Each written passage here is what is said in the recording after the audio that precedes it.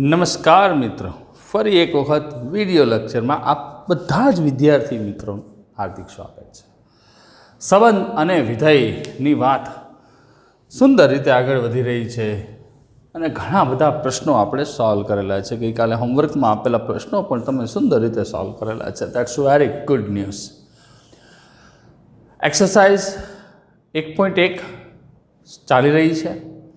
એની અંદર આપણે તમે ટેક્સ્ટબુકમાં જો પેજ નંબર 6 9 ક્વેશ્ચન સુધી આપણે કમ્પ્લીટ કરેલું હતું।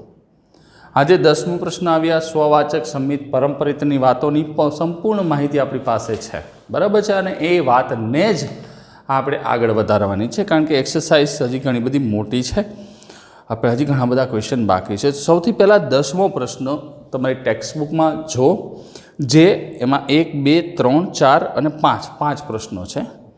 સંમિત હોય પરંતુ સ્વવાચક કે પરંપરિત ના હોય, પરંપરિત હોય પરંતુ સ્વવાચક સંમિત ના હોય, સ્વવાચક અને સંમિત હોય પરંતુ પરંપરિત ના હોય, સ્વવાચક અને પરંપરિત હોય પરંતુ સંમિત ના હોય, સંમિત અને પરંપરિત હોય સ્વવાચક ના હોય, તેવા સંબંધોના ઉદાહરણ આપો। મિત્રો, ઘણા બધા ઉદાહરણો મેં તમને સમજાવ્યા છે ને, ઘણા બધા, છતાં પણ એકાદ બે ક્વેશ્ચન આપણે આના ઉકેલીએ જેથી કરીને તમને એક વખત રિકોલ થઈ જાય અને સમજાઈ જાય। તો મેં તમને એક ઉદાહરણ જે લેક્ચરની શરૂઆતમાં જ આપ્યું હતું, એ ઉદાહરણ તમે લઈ શકો છો। જ્યારે આ પ્રકરણની શરૂઆત કરી ત્યારે સ્વવાચક સંમિત અને પરંપરિત સમજાવવા માટે એક ઉદાહરણ આપ્યું હતું 1 2 3નું, અને ત્યારે મેં તમને કીધું હતું કે આ ઉદાહરણનો આપણે ભરપૂર ઉપયોગ કરવાનો છે અને આ ઉદાહરણ થકી ઘણા બધા પ્રશ્નો આપણે સોલ્વ કરવાના છે। એમાંનો આ પ્રશ્ન બહુ સરળતાથી થઈ શકશે। માની લો 10મો પ્રશ્ન, ધારો કે એ બરાબર 1 2 અને 3, બરાબર, આર એ થી એ પરનો સંબંધ છે। ખ્યાલ આવ્યો મિત્રો? સંબંધ આર જે છે એ મેં શું લીધો? એ થી એ ઉપરનો સંબંધ લઈ લીધો છે। ખ્યાલ આવે છે? હવે એમાં કેટલા છે? 1 2 3, એટલે એક રોશીમાં 9 ઘટકો, 2 ની 9 ઘાત, એનો મતલબ 512 સંબંધો બનશે। હવે વારાફરતી વાર મેં ઘણા બધા સંબંધો તમને બનાવીને આપ્યા છે, પણ વારાફરતી વાર 1 2 આમાં ઉકેલી દઉં એટલે તમને ખ્યાલ આવે। સંમિત હોય પરંતુ સ્વવાચક કે પરંપરિત ના હોય, બરાબર છે। તો પહેલું જે વાત છે એ આપણને આમ કીધું છે, સંમિત હોય પરંતુ સ્વવાચક કે પરંપરિત ન હોય। તો એક વસ્તુ ધ્યાન રાખવાની મિત્રો, ઉદાહરણ તો આનું જ જોશે, બરાબર છે, આ જ ઘટકોનું, કારણ કે એકરોસ બીનો દરેક ઉપગણ એથી બીનો સંબંધ થાય ને, ઉપગણ ન હોય તો સંબંધ ન થાય। હવે શું કીધું? સંમિત હોવું જોઈએ પરંતુ સ્વવાચક અને પરંપરિત ન હોવું જોઈએ।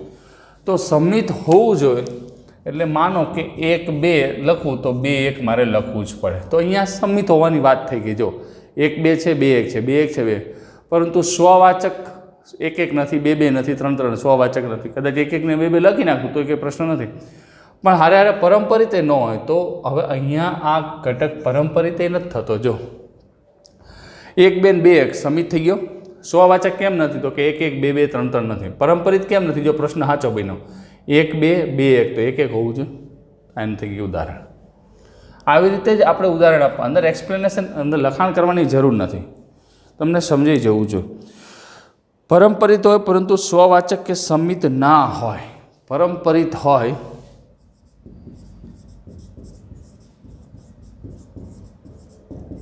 પરંતુ સ્વવાચક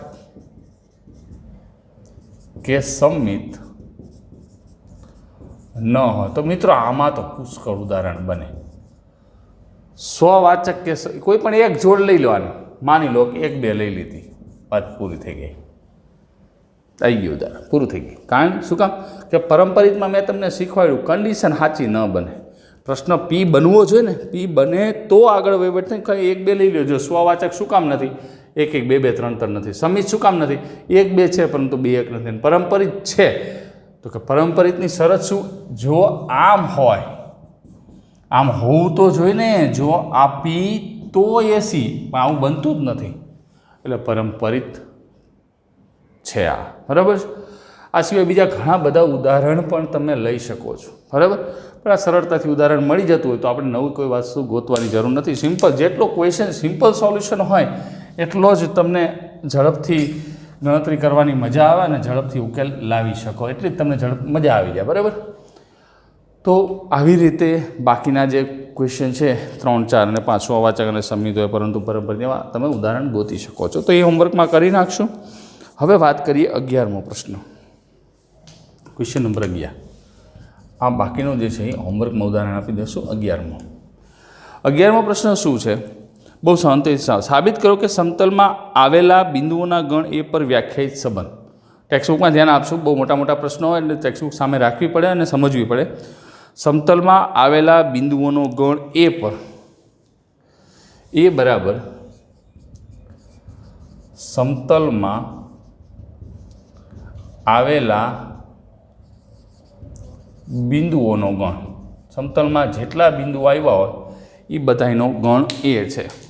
હવે એના ઉપર વ્યાખ્યાયિત સંબંધ આર, સંબંધ એ પર વ્યાખ્યાયિત સંબંધ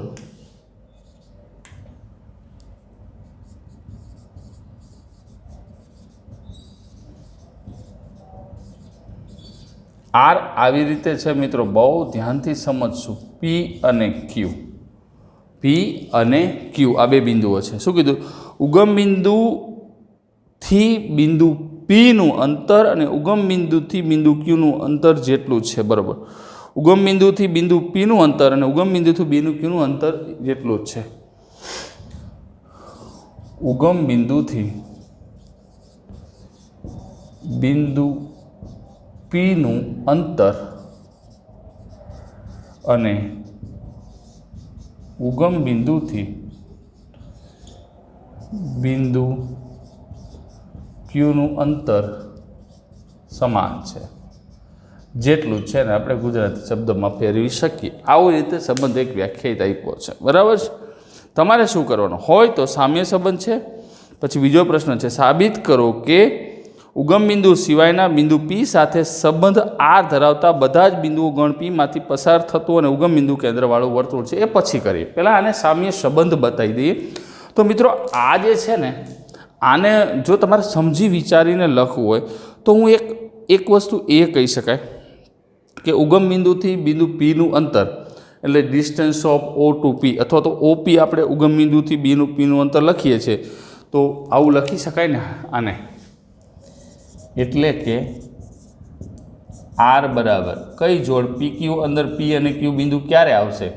તો કે ઉગમ બિંદુથી બિંદુ પીના અંતરને આપણે એક આવી રીતે લખીએ છીએ, ડિસ્ટન્સ ઓફ પી ઓ, ઉગમ બિંદુથી પીનું અંતર. બરાબર છે. એક આમ ઓપી લખીએ છીએ.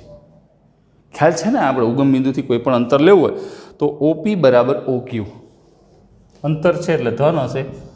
ઓપી બરાબર ઓ ક્યુ. આ શું દર વખતે આ લીટી આપણે આખી લખવી નહીં, સરળતાથી આ સમજી શકાય. સમજણ પડી? ઉતરું મગજમાં? હવે પ્રશ્નને પહેલાં સમજો કે એ શું છે. સમતલમાં આ સમતલ છે, આ બધા બિંદુઓ, કેટલાય બિંદુ આવ્યા હોય, અહીંયા ઢગલો બિંદુ આવ્યો હોય, માની લો કે અહીંયા ઉગમ બિંદુ છે ઓ. બરાબર છે. તો ઉગમ બિંદુથી આ બિંદુનું અંતર અને આ બિંદુનું અંતર આ બે સમાન થાય તો એ બે બિંદુઓ કયા? એક આ પી અને એક આ ક્યુ, આ બે બિંદુઓ આ ગણની અંદર આવે. પહેલાં આને મારે સામ્ય સંબંધ બતાવવો છે. તો સીધો તો સામ્ય સંબંધ નહીં બનાવી શકાય. તો પહેલાં આપણે ચકાસવું પડશે વારાફરતી વાળા સ્વવાચક, સમિત અને પરંપરિત. તો સ્વવાચકની વાત કરી કે દરેક પી બિલોંગ્સ ટુ એ માટે દરેક પી બિલોંગ્સ ટુ એ માટે કોઈ પણ બિંદુ લઈ લો, એનો ઉગમ બિંદુથી અંતર તો બેનું હરખું જ થવાનું. ઓપી બરાબર ઓપી, એક જ બિંદુનું 3 વાર માપો કે 300 વાર માપો સમાન જ થવાનું છે. બરાબર છે. એનો મતલબ છે પી બિલોંગ્સ ટુ એ માટે સમતલના દરેક બિંદુ માટે ક્રમિક જોડ એક્સ અને y, x x belongs to R થાય. માટે આર સ્વવાચક સંબંધ છે. આને નંબર 1 આપી દો. બરાબર છે. હવે સમિત સંબંધ બતાવીએ મિત્રો. તો એના માટે પહેલાં ધારી લઈએ. ધારો કે પી ક્યુ બિલોંગ્સ ટુ આર, આ છે. હવે બતાવવું શું પડશે? ક્યુપી બતાવવું પડશે ને. પી ક્યુ બિલોંગ્સ ટુ આર છે તો એનો મતલબ ઉગમ બિંદુથી પીનું અંતર અને ઉગમ બિંદુથી ક્યુનું અંતર સરખું હોય છે. તો આને તમે આમ લખી નાખો, ઉગમ બિંદુથી ક્યુનું અંતર, ઉગમ બિંદુથી પીનું અંતર સરખું થાય. QP belongs to R. અહીંથી આનું માપો, અહીંથી આનું માપો, પહેલાં આનું માપો, આનું માપો સમાન જ છે, માટે આર સમિત સંબંધ છે. આ નંબર 2. હવે એક ત્રીજું બિંદુ લઈ લો, PQS લઈ લો. SR તો ઘણા બધા છે, T લઈ લો, અને આર લેવું હોય તો પણ વાંધો, પણ આરને આપણે સંબંધ આપ્યો છે એટલે થોડુંક અલગ નામ લખ્યું હોય તો થોડીક વધારે મજા આવે. તો એના માટે પહેલાં આપણે ધારી લઈએ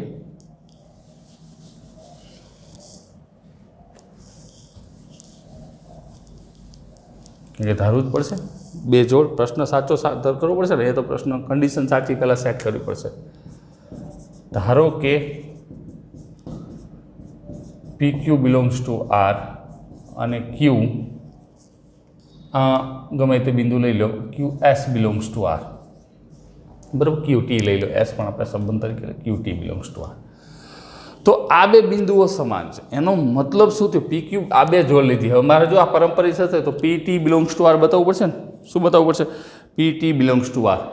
અને અહીંયા Z લઈ લો તો પણ કહો તો આ PQRમાં છે, એનો મતલબ ઉગમ બિંદુથી Pનું અંતર અને ઉગમ બિંદુથી Qનું અંતર સમાન હશે. તથા QT બિલોંગ્સ ટુ આર છે એટલે ઉગમ બિંદુથી Qનું અંતર અને ઉગમ બિંદુથી Tનું અંતર એ બંને કેવા હશે? સમાન હશે.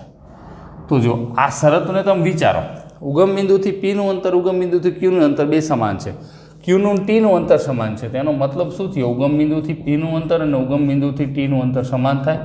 તો એનો મતલબ એવો થયો PT બિલોંગ્સ ટુ આર. તો માટે આ બે લીધા હતા, PQ બિલોંગ્સ ટુ આર,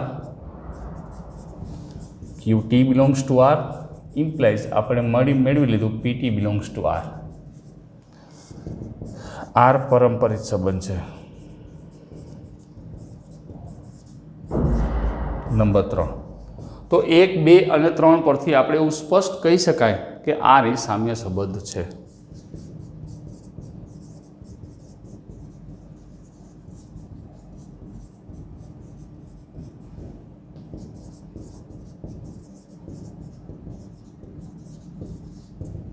બરાબર છે. આર જે છે કેવું છે? સામ્ય સંબંધ છે. હવે એની અંદર હજી એક પ્રશ્ન આપણને બીજો આપ્યો છે, એને જરાક જોઈ લઈએ કે આર જે છે એ સામ્ય સંબંધ આપ્યો છે. હવે એની અંદર શું કીધું છે?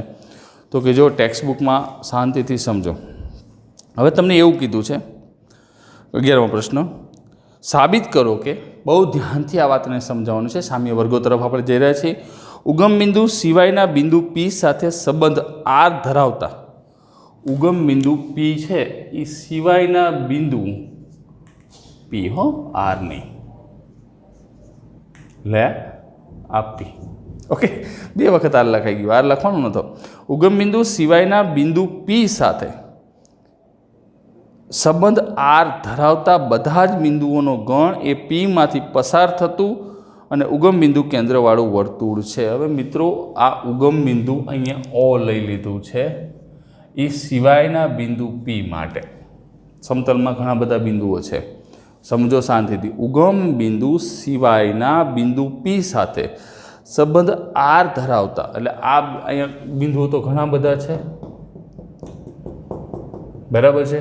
આ ઉગમ બિંદુથી સમાન અંતરે છે એ નહીં, ઉગમ બિંદુ સિવાયનું બિંદુ P બિંદુ લીધું અને એની સાથે સંબંધ આર ધરાવતા, એટલે Pથી આ કોઈ બિંદુ છે, માની લો કે ABCD નામ આપી દો, ABCD આ બધા બિંદુઓ છે.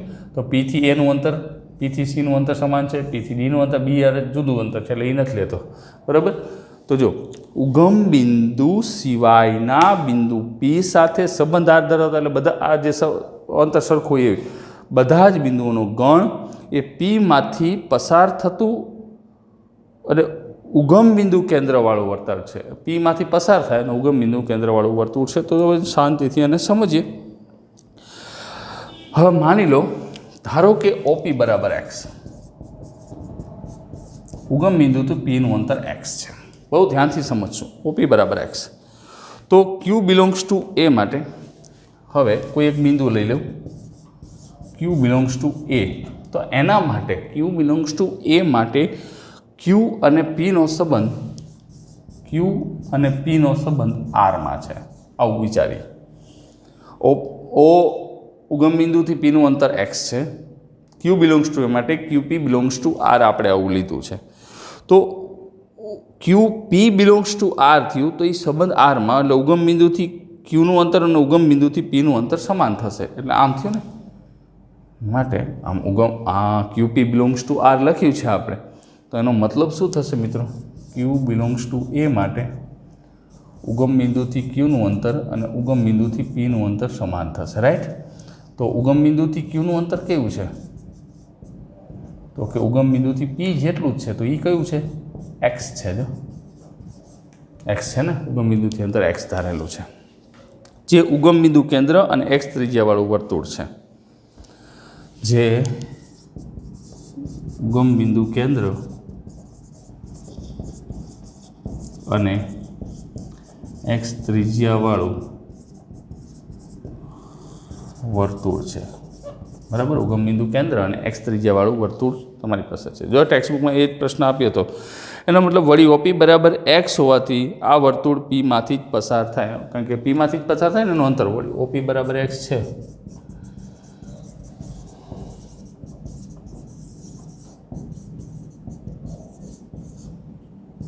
આ થઈ ગયો ક્વેશ્ચન કમ્પ્લીટ. હજી એક વખત સમજાવી દઉં.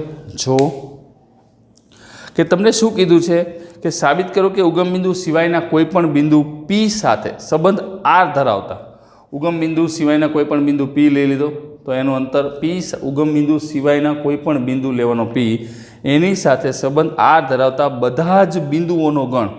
સંબંધ આર ધરાવતા એટલે પીથી આ બધા બિંદુઓ સમાન અંતરે હોય, એ ગણ એ પીમાંથી પસાર થતું અને ઉગમ બિંદુ કેન્દ્રવાળું વર્તુળ છે. તો કેન્દ્ર તો એનું કોઈ પણ OP બરાબર એક્સ અંતર લઈ લીધું, બરાબર?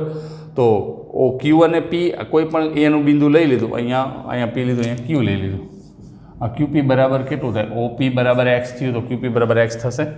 તો ઉગમ બિંદુ કેન્દ્ર અને એક્સ ત્રિજ્યાવાળું વર્તુળ તમને સરળતાથી મળી જશે. ખ્યાલ આવે છે?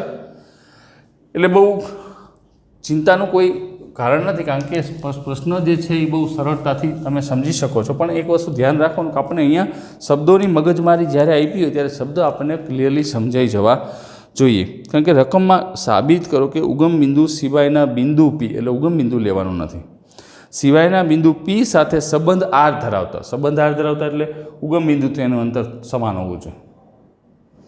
સંબંધ આર કીધું છે ને આપણને, ઉગમ બિંદુ સિવાયનું બિંદુ લેવાનું અને ઉગમ બિંદુથી એનું સમાન અંતર હોવું જોઈએ. બધા જ બિંદુઓનો ગણ, એ જેટલા બિંદુઓ બનતા હોય મેં પી બિંદુ લીધું ઉગમ બિંદુ સિવાયનું, એટલે એક્સ અંતર લઈ લીધું, બધા જ બિંદુ પીમાંથી પસાર થતું વર્તુળ અને ઉગમ બિંદુ કેન્દ્ર, તો કેન્દ્ર તો એનું ઉગમ બિંદુ થશે, ઉગમ બિંદુ કેન્દ્ર અને એક્સ ત્રિજ્યાવાળું થશે વર્તુળ. હવે એના પછીનો પ્રશ્ન સમજો શાંતિથી, કે 12મો પ્રશ્ન. સાબિત કરો કે બધા ત્રિકોણનો ગણ એ પર વ્યાખ્યાયિત સંબંધ T1 T2, ત્રિકોણ T1 એ ત્રિકોણ T2 ને સમરૂપ છે, સામ્ય સંબંધ છે. તો બહુ સરળતાથી તમે આ મિત્રો ઉકેલી શકો છો. T1 અને T2 સમરૂપ છે. માની લો કે એક ત્રિકોણને તો સમરૂપ હોય, સ્વવાચક થઈ ગયું. T1 T2 બિલોંગ્સ ટુ આ સંબંધ લઈ લ્યો આર, એનો મતલબ T1 એ T2 ને સમરૂપ છે, તો T2 એ T1 ને સમરૂપ થશે. શું થઈ જશે?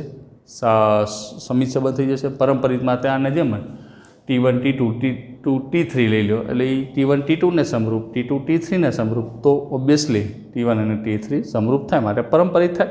1, 2 અને 3 પરથી સામ્ય સંબંધ થઈ જશે. પછી એમાં 3 ત્રિકોણો, T1ની બાજુઓ 3, 4, 5, T2ની બાજુઓ 5, 12, 13, T3ની બાજુઓ 6, 8, 10 છે. તો T1, T2 અને T3 માંથી કયા ત્રિકોણો સંબંધ આર દ્વારા સંબંધિત છે? હવે જો પહેલાંની કેટલી આપી છે? 3, 4, 5 અને બીજાની આપી છે 5, 12, 13. તો 3/5 અને 4/12 કરો તો એ સમરૂપ થશે નહીં. પણ T1 અને T3 કરો, જો 3/6, જો 4/8 અને 5/10, ત્રણેયમાં સમાન આવશે. તો કાયદેસર રીતે T1 એ T3 ને સમરૂપ છે અને T3 T1 ને સમરૂપ છે. થઈ જશે. આ રીતે સરળતાથી ઉકેલી શકશો. સરળ પ્રશ્ન છે. એના પછી 13મો. સાબિત કરો કે તમામ બહુકોણના ગણ એ પર વ્યાખ્યાયિત સંબંધ, એ આપણે ગણીએ. 13મો. એ બરાબર તમામ બહુકોણ, એના ઉપર સંબંધ આર આપણને આવી રીતે વ્યાખ્યાયિત આપ્યો છે. સંબંધ આર શું છે? P1 P2, P1 અને P2ની બાજુની સંખ્યા સમાન છે. સરળ પ્રશ્નો છે મિત્રો. આ P1 અને P2ની બાજુની संख्या समान है। बहुकोण एटले तो ख्याल है ने आपने P1 અને P2 ની બાજુની સંખ્યા સમાન છે। આવો તમામ બહુકોણો આમાં સમતલમાં શું હતી કે સમતલમાં આવેલા બિંદુઓનો ગણ હતો, અહીંયા બહુકોણોનો ગણ છે, બાજુઓની સંખ્યા સમાન છે। તો હવે એને વિચારીએ શું કહેવા માંગે છે। તો જો તો એ સામ્ય સંબંધ છે, પહેલાં આને સામ્ય સંબંધ બતાવી દઈએ એટલે આપણું કામ પૂરું થઈ જાય। તો સામ્ય સંબંધ બતાવવા માટે તો કોઈ પણ વસ્તુ આપણે લઈએ એ પરનો સંબંધ છે। તો જો સામ્ય સંબંધ બતાવવા માટે પહેલાં શું કરશું, પી લઈ લઈશું। જો ટેક્સ્ટબુકની અંદર આપણને સ્પષ્ટ આગળ જે આમ વર્તુળમાં કર્યું એ જ રીતે આની અંદર કરવાનું છે, નવું કંઈ નહીં। પી બિલોંગ્સ ટુ એ માટે પી અને પી એક જ બહુકોણ થાય। પી બિલોંગ્સ ટુ એ માટે પી અને પી એ એક જ બહુકોણ છે। તો એની એકને એક બહુકોણની બાજુ 10 વાર ગણો તો એ સમાન જ થાય, માટે પી અને P belongs to R, every P belongs to A, R સ્વવાચક સંબંધ છે। આ બધા બતાવવા તો પડે, ભલે હોય સરળ, બરાબર, તમને એમ લાગે કે આવ સરળ જ છે, એકને એક વસ્તુ લખ કરે છે, પણ બતાવવા પડે, એના વિના ચાલે નહીં। હવે ધારો કે પ્રશ્ન સાચો લઈ લઈએ, એટલે કે ધારો કે P1 P2 P1, P2 belongs to R, એટલે કે આમ થયું ને P1 અને P2 ની બાજુઓની સંખ્યા સમાન। તો આને આમે લખી કાંઈ ને બરાબર P2 અને P1 ની બાજુઓની સંખ્યા સમાન। તો શું થયું, P2 P1 belongs to R. તો એક્સ વાય લીધું હતું ને વાય એક્સ બતાવી દીધું, માટે આર સમિત સંબંધ છે।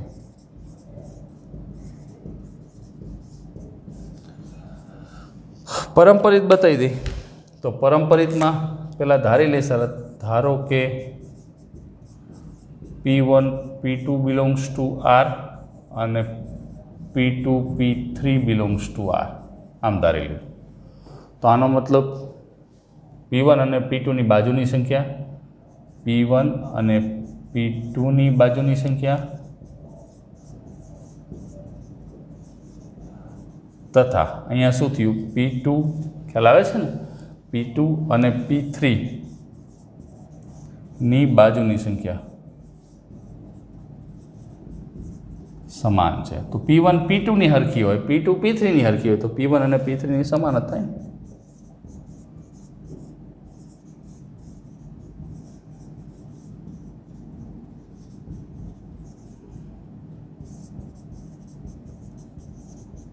એનો મતલબ P1 અને P3 બિલોંગ્સ ટુ આર, માટે આર પરંપરિત સંબંધ છે।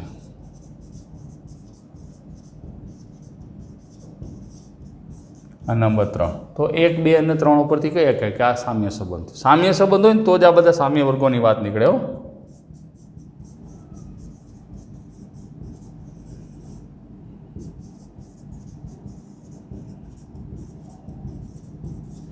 હજી આમાં છે બીજા બે પ્રશ્નો। તો જો 3, 4, 5 લંબાઈની બાજુવાળો કાટકોણ ત્રિકોણ સાથે સંબંધ આર ધરાવતા ગણ એના તમામ ઘટકોનો ગણ શું મળશે? આગળનો પ્રશ્ન જે ગણ્યો તો એ જ રીતે શું કીધું છે, 3, 4, 5 લંબાઈની બાજુવાળા કાટકોણ ત્રિકોણ સાથે સંબંધ આર ધરાવતા ગણ એના તમામ ઘટકોનો ગણ શું થશે? તો જો તો સામ્ય, હવે ટીની કાટકોણ ત્રિકોણ છે કીધું છે ને આપણને, જો 3, 4 અને 5 સ્પષ્ટ કીધું છે લંબાઈની બાજુવાળા કાટકોણ ત્રિકોણ। તો ટીની બાજુઓની સંખ્યા કેટલી છે? 3। એક કામ કરીએ, પહેલાં આનો સ્ક્રીનશોટ લઈ લઈએ, અહીંયા લખશું એટલે અહીંયા આપણને સમય જશે નહીં, સમજાશે નહીં। સ્ક્રીનશોટ લઈ લો।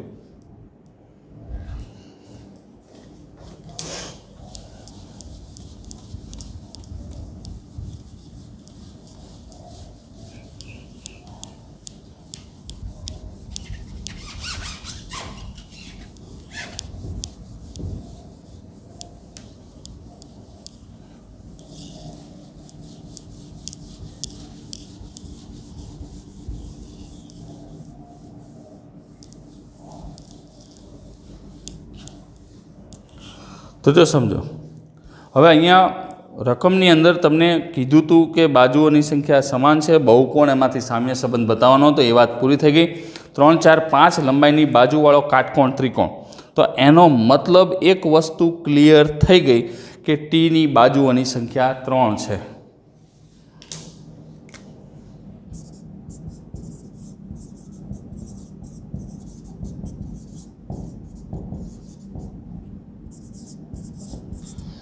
એની બાજુઓની સંખ્યા કેટલી આવી? 3, અને એની લંબાઈ આપી છે 3, 4 અને 5. તો હવે હું શું કરીશ કે બાજુઓની સંખ્યા 3 છે એવા તમામ ત્રિકોણોનો ગણ. તમને આ મગજમાં આમ જોવો ને તો ક્લિયર સમજણ પડી જાય. એમાં થોડુંક વિચારવું પડે કે બાજુઓની સંખ્યા જે બે બહુકોણ હોય, ત્રિકોણ એક પ્રકારનો બહુકોણ જ થયો, જેની બાજુઓની સંખ્યા સમાન હોય, ચોરસ હોય તો સામે ચોરસ જેટલા હોય એ બધા જ આ સંબંધની અંદર આવે છે. બરાબર છે. 3, 4, 5 લંબાઈવાળો કાટકોણ ત્રિકોણ છે. હવે કાટકોણ ત્રિકોણ એટલે ત્રિકોણ થયો એક પ્રકારનો, એની બાજુઓ 3 થઈ. ખ્યાલ આવે છે? એનો સાથે સંબંધ આર ધરાવતો, એટલે જેટલાની 3 બાજુઓ હોય ને એ બધા જ બહુકોણો આ સંબંધ આરની અંદર આવશે. તો 3 બાજુઓવાળો કોઈ પણ બહુકોણ, આપણે ત્રિકોણ જ કહીએ છીએ ને, બરાબર છે, અને બંધ આકૃતિ હોય, સંબંધ આર ધરાવતા ગણ એના તમામ ઘટકો, સમતલમાં જેટલા ત્રિકોણ હોય છે ને બધા આવી જશે. સિમ્પલ વસ્તુ થઈ ગઈ. સમતલમાં જેટલા ત્રિકોણ હશે બધા. પણ એને લખવું કેવી રીતે એ એક પ્રશ્ન છે. તો જો હવે અહીંયા કોઈ P બિલોંગ્સ ટુ T, આવી રીતે આપણે ગણ એની અંદર લઈએ કે P belongs to A, PT આ 3 T જે છે એ શું છે? 3 બાજુવાળો એક બહુકોણ લીધો. બરાબર. તો હવે કોઈ પણ એક બીજો બહુકોણ કે જેનું નામ આપી દો P, અને એ પાછો સમતલમાં છે એ. બરાબર. હવે P એ જે છે, P અને T જે છે એ બંને સંબંધ આરમાં છે. આવું હું લખું. કોઈ પણ લઈ લીધો તો P અને T સંબંધ આરમાં છે, એટલે આરની અંદર છે. એનો મતલબ એવો થયો કે T જે છે એ 3 બાજુઓની સંખ્યા 3 છે. લંબાઈ 3, 4, 5 3 લંબાઈ ગમે તે હોય, કાટકોણ ત્રિકોણ એટલે બાજુઓની સંખ્યા 3. આના ઉપરથી મેં લખી શક્યું છું. બરાબર. હવે મેં શું લીધું? આ જે તમામ બહુકોણો છે એના મેં એક એવો બહુકોણ એ લીધો, એનું નામ P આપ્યું. એટલે જેટલા આખા સમતલમાં જેટલા બહુકોણ છે જેની બાજુઓ 3 છે એ બધા જ બહુકોણો લઈ લીધા. P અને T બિલોંગ્સ ટુ R લઈ લીધું. તો એનો મતલબ એવો થયો P અને Tની બાજુઓની સંખ્યા સમાન થશે. PT belongs to R.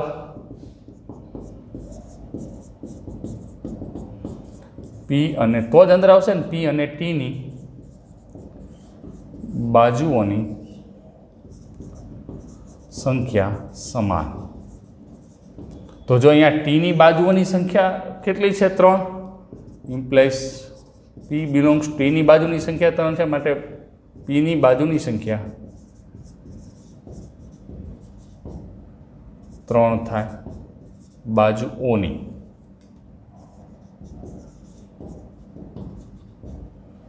બરાબર છે. એ 3 જ થવાની. Pની બાજુઓની સંખ્યા કેટલી થવાની? એ 3 જ થવાની, બીજું કંઈ નથી. તો એ બરાબર સમતલમાં આવેલા તમામ ત્રિકોણોનો ગણ. તો આને સામ્ય શું થયો?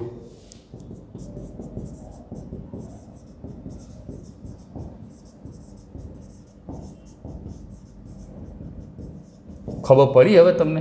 જો હજી એક વખત, સામ્ય સંબંધની કોઈ ચિંતા નથી, પણ આમાં આ સંબંધમાં લેવાનું શું? જેટલા બહુકોણો હોય એની બાજુની સંખ્યા હરકી હોય એવા બધા બહુકોણ તમારે લઈ લેવાના. બરાબર. તો હવે મને એમ કીધું કે 3 બાજુવાળા જેટલા બહુકોણ છે એને સમરૂપ શું થશે? તો 3 બાજુવાળો બહુકોણ, અહીંયા મને કાટકોણ ત્રિકોણ કીધો 3, 4, 5 લંબાઈનો, આવી રીતે. તો આને સમરૂપ હું આખા સમતલમાં જોઈશ તો જેટલા ત્રિકોણ હોય છે એ બધા જ ત્રિકોણ પછી કાટકોણ હોય, સમરૂપ હોય, એની બાજુઓની સંખ્યા ઉપર આપણે ફોકસ કરવાનું, તો એ 3 જ થશે. રેડી? તો આ રીતે તમે આનું સોલ્યુશન લઈ શકો છો. હવે એના પછીનો ક્વેશ્ચન જુઓ તો ક્વેશ્ચન નંબર 14. તો 14મા પ્રશ્નમાં XY એ સમતલમાં બધી જ રેખાઓનો ગણ. તો અહીંયા જેમ ત્રિકોણ બહુકોણ લીધા તો ઓલામાં બિંદુ લીધું, તેમ રેખા લીધા હતા. આ ક્વેશ્ચન પણ તમારા હોમવર્કમાં ગણવાનો છે. L પર સંબંધ L1 અને L2 સમાંતર છે. તો આ પ્રશ્ન તમે L1 L2 સમાંતર એક રેખા પોતે પોતાને સમાંતર જો L1 સમાંતર L2 હોય તો L2 સમાંતર L1 થાય, સમિત થાય, અને L1 L2 ને સમાંતર L2 L3 ને સમાંતર, તો ઓબ્વિયસલી એ કેવી રીતે કરવું એ તમારે મગજની અંદર વિચારવાનું છે, સમજવાનું છે, અને એને સામ્ય સંબંધ પહેલાં આપણે બતાવવાનો છે, અને પછી જે તે પ્રશ્ન આપણે માંગ્યો છે એનો પણ પ્રશ્ન વિચાર કરી લેજો. 15મો પ્રશ્ન, ગણ 1 2 3 4 5 1 2 3 4 પર સંબંધ. 15મો 1 2 3 4 પર સંબંધ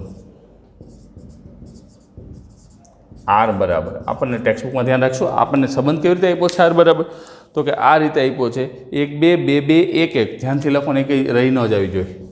1 2 2 2 1 1 1 2 2 2 1 1, કારણ કે ટેક્સ્ટબુક સામે રાખો, એક પણ જોડ રહી જશે તો પ્રોબ્લેમ થશે. 4 4 1 3 3 3 4 4 1 3 3 3 6 જોડ તો થઈ ગઈ, અને હજી એક આપી છે 4 4 1 3 3 3 અને 3 2 3 2. હવે જો એના દ્વારા વ્યાખ્યાયિત સંબંધ આપેલ છે સ્વવાચક, સમિત અને પરમપદ. આપણે MCQ ને જો આપણે પહેલાં જોઈ લઈએ તો 1 1 છે, 2 2 છે, 3 3 છે, 4 4 છે, એટલે સ્વવાચક છે, સ્વવાચક છે. સમિત માટે 1 2 તો 2 1 હોવું જોઈએ, નથી. 1 2 belongs to R implies 2 1 not belongs to R, સમિત નથી. બરાબર, એટલે આપણા મગજની અંદર એ વાત ક્લિયર હોવી જોઈએ. આપણે MCQ આપ્યા છે, તમે ચેક કરીને તમે જવાબ આપી શકો છો. બરાબર છે કે સ્વવાચક અને પરંપરિત છે, એક સમિત નથી. હવે સમિત નથી, સ્વવાચક છે એટલે કેટલા MCQ જાય એ જોઈ લો. પરંપરિત છે કે નહીં, તો 1 2 આ તો નહીં લઈએ આપણે, બીજું કોઈ 2 વાળું જોડ બનતું નથી. 3 પછી 2 2 તો લે, 1 1 4 4 1 3 ડબલ વાળું નહીં લે, એટલે પરંપરિત થશે. જો અહીંયા એક બને છે 1 3 3 2 તો 1 2 તો એ છે. તો અહીંયા લખે AB belongs to R, BC belongs to R implies AC belongs to R થાય છે, ગમે એ માટે થાય, કારણ કે સમાન જોડ તો આપણે લેતા નથી ને, એની પાછી આવે છે. એટલે અલગ અલગ જોડમાં શરત એક અહીંયા બને છે 1 3 ને 3 2 માં, તો એનો રિપ્લાય શું આવે 1 2. પણ 3 2 લઈએ તો 2 વાયામ છે, તો XM 2 હોય એવું એક ડબલ જોડ છે, એટલે એ થઈ જશે. માટે R પરંપરિત છે. કયો ઓપ્શન આવ્યો જોવો જોઈએ. સ્વવાચક અને પરંપરિત થયું, સમિત ન થયું. પહેલો શું છે, સ્વવાચક સમિત છે એટલે ન આવે, સ્વવાચક અને પરંપરિત છે એટલે ઓપ્શન બી. ઓપ્શન બી છેલ્લો ક્વેશ્ચન છે, એ પણ ગણી લઈએ એટલે આ એક્સરસાઇઝનું કામ સંપૂર્ણ પૂર્ણ થઈ જાય. 16મો, સંબંધ R એ ગણ n પર છે, n પર વ્યાખ્યાયિત સંબંધ R બરાબર શું છે, AB A બરાબર B -2. તો શરત એક આપી છે, જો ટેક્સ્ટબુકમાં ધ્યાન રાખો, B > 6. તો શું કીધું છે, કઈ જોડ અંદર આવશે, 2 4 3 8 6 8 કે 8 7. હવે વિચારો, આમ આપ્યું છે B > 6, તો આને હું આમ લખી શકું, કઈ જોડ અંદર આવે એ જ વિચારવાનું છે. તો A બરાબર B -2 આવું આપણને આપ્યું છે, તો B - A બરાબર 2 થાય, B - A બરાબર 2, B > 6. તો કઈ જોડ B અને એની બાદ બાકી 2 થાય અને 6 કરતાં મોટી હોય એવી કિંમત, 6 કરતાં મોટી B કીધો છે, એટલે પહેલો ઓપ્શન તો કાયદેસર નીકળી જાય. 4 આપ્યો છે, પહેલો એક ઓપ્શન નીકળશે. 3 8 6 8 ને 8 7 વધશે. તો જો હવે 3 8 બીજો ઓપ્શન છે, તો B બરાબર 8 માંથી 3 કાઢવું એટલે 5 આવે, એટલે ના. ત્રીજો ઓપ્શન 8 6 છે, તો B બરાબર 8. ઓપ્શન સી કયું છે, 6 8 6 8 બરાબર. ઓપ્શન સી 6 8 બિલોંગ્સ ટુ આપણને R મળે, કારણ કે આમ લખો B બરાબર 8, A બરાબર 6, 8 - 6. ત્રીજો છેલ્લો નહીં થાય, જોઈ લો ને, 7 8 છે તો 1 થઈ જશે, 7 - 8 -1 થાય. તો આ એક્સરસાઇઝ અહીંયા પૂરી. પહેલાંનો સ્ક્રીનશોટ લઈ લઈએ. તો મિત્રો આજે આટલી જ વાત રાખીએ, સમય પણ સમાપ્ત થઈ ગયો છે. નવા લેક્ચરમાં મળીએ ત્યારે વિધેયોની વાત આપણે કરવાની છે, એના પ્રકારોની વાત કરવાની છે. એ પાના નંબર 7 8 9 10 અહીં સુધી વાંચજો, જેથી કરીને તમને બહુ મજા આવે. સમજવાની મજા આવે. આમાં ખાસ બાજુઓની સંખ્યા પ્રમાણે આવા જે કે દાખલા 2-3 હોમવર્ક આપ્યા એ કરી નાખજો. ન આવે તો મને કહેજો અને સોલ્યુશન તમને મોકલીશ. ઓકે મિત્રો, ત્યાં સુધી ખેર રહો, સુરક્ષિત રહો અને આ દાખલાઓને 2 વાર રફ નોટમાં લખવાના છે. Have a nice day friends.